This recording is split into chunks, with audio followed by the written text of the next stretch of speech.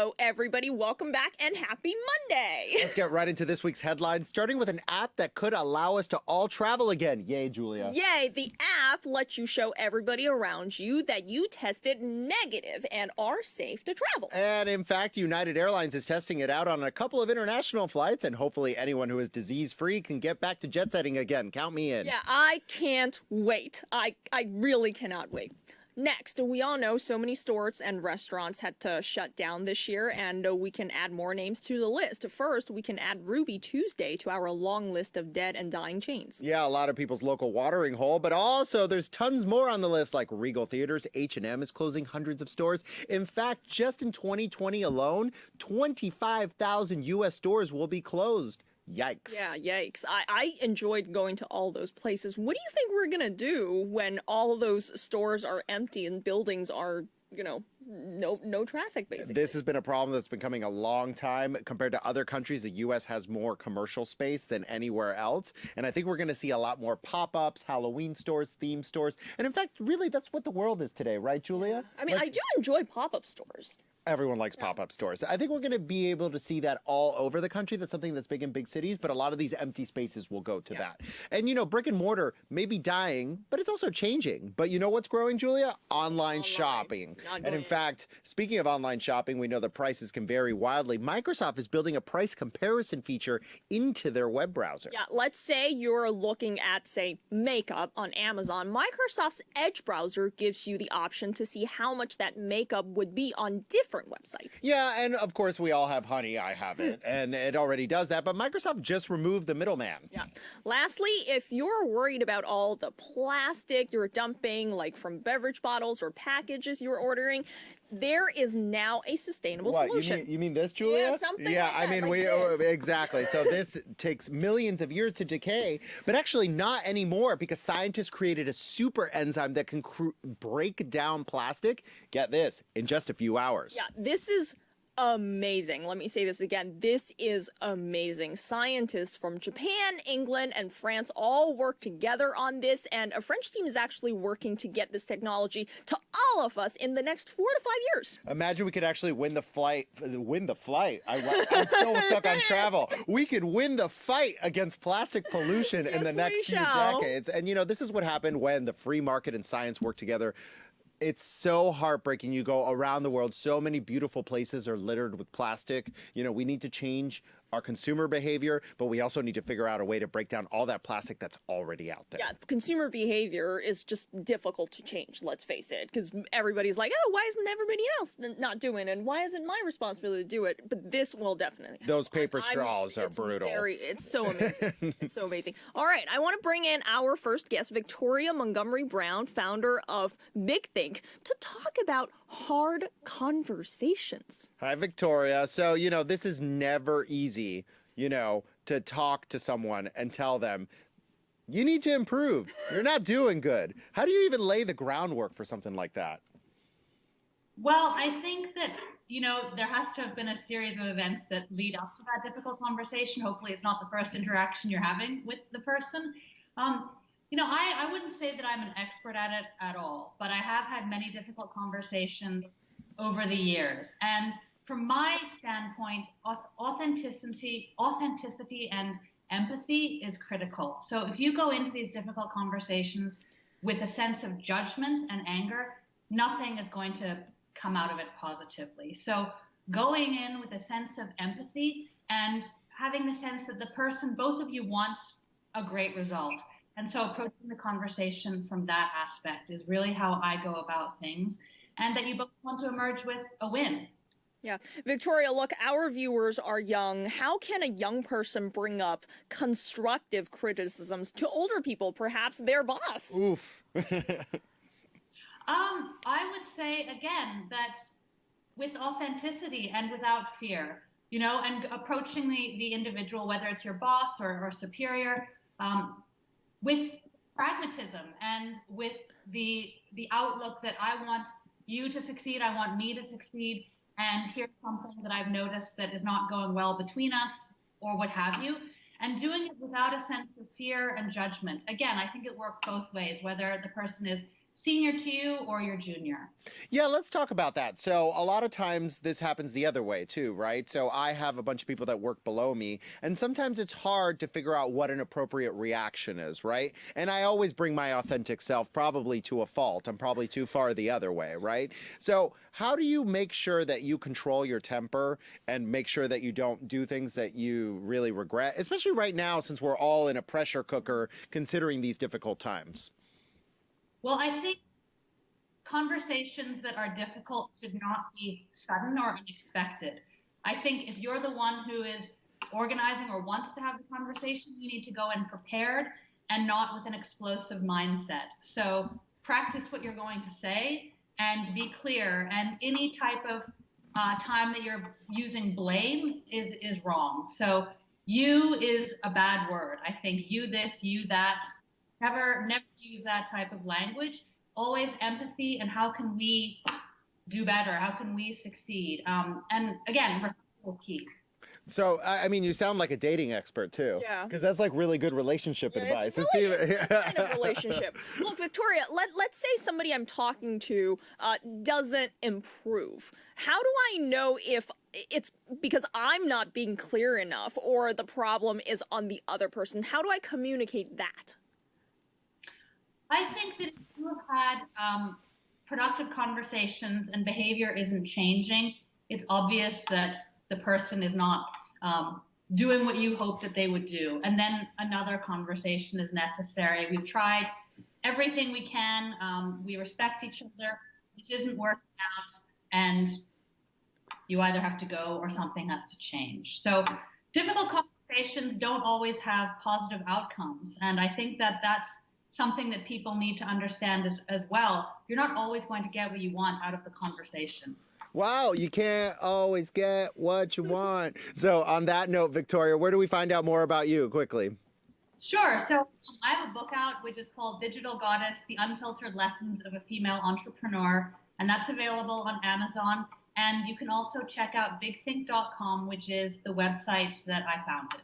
Well, Victoria, great work. Thank you so much for this important conversation about difficult conversations. Yeah, good to have you here today. Thanks so much for having me. Next, this year we all worked remotely.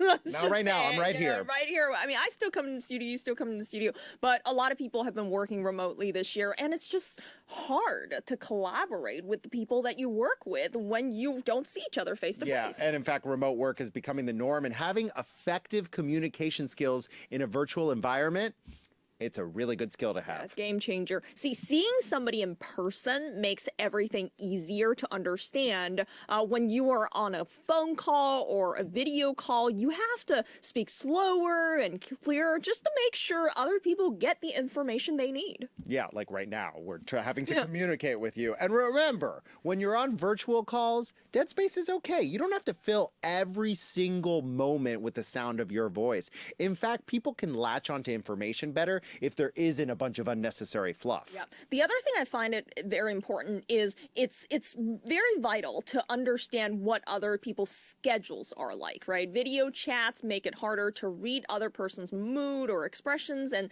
just make sure it's a good time to talk. Yeah, and keep a schedule. You know, I know it's a very loosey-goosey world that we live in, but setting specific times to talk is a good way to make sure everyone is staying productive, and dropping in or out of the blue can create a level of chaos to the meeting and cause whomever you're talking to feel unprepared. Yeah. See, and one note from our producers to me is, Julia, make sure you're not intruding other people's personal time, because sometimes I do that. You know, the work You day. don't say. The work day tends to run longer these days. Some people are at home. The line is very blurry between work and personal time, and some people ping you after hours just because you or me want to extend the day. It doesn't mean everybody else wants to. Yeah. All right, I want to welcome our next guest to answer the important question, is the college admissions process fair? You know my view. Let's hear from our expert, the president of the Common Application, Jenny Rickard. Hey, Jenny. Hi, how are you? Thanks for having me. So we all know the Common Application. Anyone who's been through college knows what that is. But, you know, very high level, Jenny, what do you think the most common problem you see in the college admissions process? I guess the the most common problem I would see is that students have a hard time navigating it, finding institutions that they would like to go to. And the biggest issue is that low-income students, underrepresented students, students of color have a harder time navigating that process. And when I think about that, when you think about the college admissions process and when it was created, it was really designed around when students were predominantly white and predominantly male going to college. And it has not fundamentally changed during that time. And that's why we're making every effort at Common App at this moment of reckoning around race and equity in America to really work to make the process more equitable for all. Yeah, it does make the process easier. That being said, do you think leveling the playing field is ever possible? And is it ever possible to make everybody feel like they can get into college and have the education resource they need? So I am an optimist, and I'm an absolute believer in education really being the great equalizer and giving everybody an opportunity. So yes, I do believe we can, and it's going to take concerted and collective effort among all of us to do so, and really have an equity lens when we do that, and have a student lens when we do that. And that's why we've been working to eliminate some of the questions and really reviewing some of the questions that we are concerned are creating barriers for students. We recently announced eliminating the disciplinary question because of significant disparities between low income and Black students being disproportionately more likely to be disciplined in high school than white students. So Jenny, what percentage of schools out there, private and public, accept the Common App today? So we're a nonprofit membership association of more than 900 colleges and universities around the country and around the world. And over 1 million students every year use the Common App to apply to college, a third of whom are first-generation college students. Yeah, and why do you think that's important to make the process easier? Because a lot of times it's very frustrating for a kid who is first generation that doesn't really have the resources at home. You know, my parents both went to college, so now I knew exactly what to do. But for a first generation person, how are you trying to provide the guidance they need during that critical time? Absolutely. We just under 2 years ago, we joined forces with Reach Higher, which is the College Access and Success Initiative started by former First Lady Michelle Obama during her time in the White House to create a college-going culture. And we have a number of initiatives to really inspire students who might not otherwise think about going to college to do so, and to be able to connect them with resources, counseling resources, peers, and others to be able to help them get to college, get to the Common App. And once they're at the Common App, we work very hard to reduce the barriers for students who wouldn't have the counseling resources that they might otherwise have. Yeah, Jenny, I have personally heard stories from a lot of my viewers, college students or recent grads among them, and they say they feel a degree these days is practically worthless. Their words, not mine, right? Because they just feel, oh, well, I went through college, I pile on debts, and I'm not really getting anything, really. What are the schools doing to make sure education is more accessible and useful? Yeah, well, there are a number of different things. And first of all, I would want to say an education and higher education is absolutely the best investment a student can make in their lives. Research has shown that students who've gone to college are healthier, happier, earn more money, and thriving in more than others who don't have that opportunity. And so colleges are now, our membership, are all looking at their processes, their financial aid policies, and how they're delivering education to think about the ways that a system, as I mentioned earlier, that has been old and not looked at. Common App was founded 45 years ago, and when you look at the application 45 years ago and you look at it today, a lot of the questions are strikingly similar. And that is the kind of work that colleges are doing to understand the circumstances of students, to be able to understand when a question might be creating a barrier for them, looking at their financial aid practices, getting them information about financial aid, and really thinking about their resources so that they can make sure that they are affordable and that students will succeed. So there are a number of great examples out there across the country about institutions really realizing the need for themselves, for their own institutions, but also for our society to make this college more accessible. Well, Jenny, thank you so much for the work that you do and for joining us. We're going to have you back. So thanks again. Yeah. Okay. Thank you, Jenny. Thank you for having me. Yeah. You know how I feel about this issue, even though we both came out, we got the better end of the deal when it comes to college, but I don't think the process is intrinsically fair. Next, I want to talk about if the job search process is fair to everybody. Yeah, looking for a new job is never easy, and finding a job opportunity that fits your specific needs, unfortunately, seems to be harder than ever. Yeah, and more people are being forced to take jobs that are below their level of expertise. This is because few jobs are available out there, and organizations are making it harder to advance from within.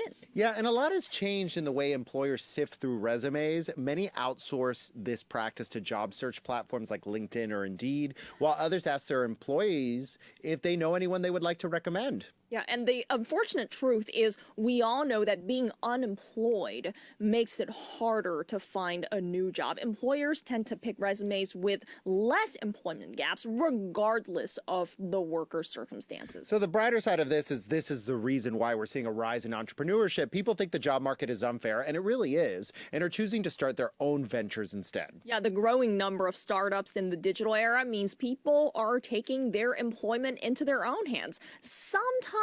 Sometimes not always, starting on your own may help you get a better grip on your career. And of course, we want to be truthful. Running your own startup is hard, but it allows you to tailor your work to fit your lifestyle. You set your own hours, create a system that works for you, and you can start a business in a field that you are passionate about. And trust me, when you like your work, you work a lot harder. It makes a world of difference.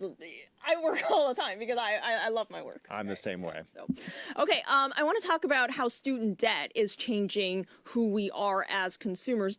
David, you talk about this in your latest op-ed published by The Hill. Tell us So about it. basically what's happening is if you do have a federally held student loan, you've probably noticed that you've made 0 payments, right? Or have the ability to, and aren't accruing any interest. So this is changing consumer behavior because people aren't simply remembering that eventually they're going to have to pay this back. Yeah. But even moreover, Julia, the problem is that student loan forgiveness is being floated, but we haven't talked about a few issues. Number one, the interest rate is far too high, okay? No one pays 7 or 8% on the free market, especially in an environment of ultra low interest rates. And two, even if we were to forgive all loans tomorrow, what would happen, Julia? It would happen all over again. Yeah, it would happen all over again. It's the policy, it's the system. It's not really individual. And there's really two culprits here. You know, people like to blame young people for taking on the loans, and of course there is a sense of personal responsibility. But let's talk about the federal government having a blank check for academic institutions, right? And academic institutions completely capturing that money with little regard for their students. So this is a problem of many hands. It's the students' fault, it's the school's fault, and it's the government's fault. I have no idea why the government never put a limit on how much someone can borrow, especially for specific degrees that are not very valuable. I don't necessarily feel it's the student's fault. At least they have like the least amount of fault, if there is a way to quantify it. They have to go to college, and we and so many other outlets repeatedly say, hey, education is important. You should go to college. It's going to give you a better life, better health, all that. And then the colleges are charging so much more than what they used to charge. What choice do they have? What else can they do? You know what? You And have to take out loans. this might get me some hate out there, but I completely agree with you, Julia. I think the least amount of blame goes on the student. I mean, we were sold a bill of goods, and we really don't have a choice. I would not be sitting here if I hadn't gone to college. Yeah. Fortunately, I didn't have to get student loans because my parents paid. But even if I had to, I would have done it anyway because I really don't have an option. So I think this is a problem where the policy and the system is broken. We need to hold academic institutions accountable for minting all these kids with a bunch of debt without any regard for our future. And then they have the gall to ask us for money. Yeah. So to me, that really grinds my gears, as Family Guy would say. Yeah. So what would you say to all our viewers watching today? They're entering college or grad school, and they're about to sign on that dotted line. If you are in a state that offers a public school at a low cost to you, go there. If you go to a place that's a private school, make sure you have a good financial aid package. And remember, all of that is negotiable. Do not make the same mistake that our generation made and just assume that you're going to make tons of money when you get out, because guess what, folks? We didn't. Yeah, I want to just tell our viewers, this is something I did not know when I was entering college. I thought part of my admissions offer was contingent upon how much financial aid I would take from them. So you can always negotiate. It's not like, oh, I'm going to call the financial aid office. Decisions. There are 2 independent offices. I thought they were together. I mean, I was only 17. What, you thought if you asked for too much money, they'd give you the boot? Right. I thought if I asked for more money, they would be like, oh, well, we're not going to have you we're here done with anymore. you. Goodbye. Yeah, that's not true. I assumed that was incorrect, so I don't want any of you to make that mistake. So make educated choices. Unfortunately, education is a consumable product. Would you go out and buy a Ferrari when you can buy a perfectly good Toyota and it gets you from point A to point B? That's what you need to consider. So back in our day, they told us, go to the college that you feel like going to. No, go to the college that makes the most academic and economic sense to you. All right. On that note, that's the end of our show. Thank you for watching. Yeah, be sure to follow us everywhere. We have a podcast that you can find on Spotify, Apple, and Stitcher. And of course, you can follow us on Instagram, Twitter, TikTok, Facebook, YouTube, Amazon Fire TV, and Roku. Yeah, we'll see you back here next week.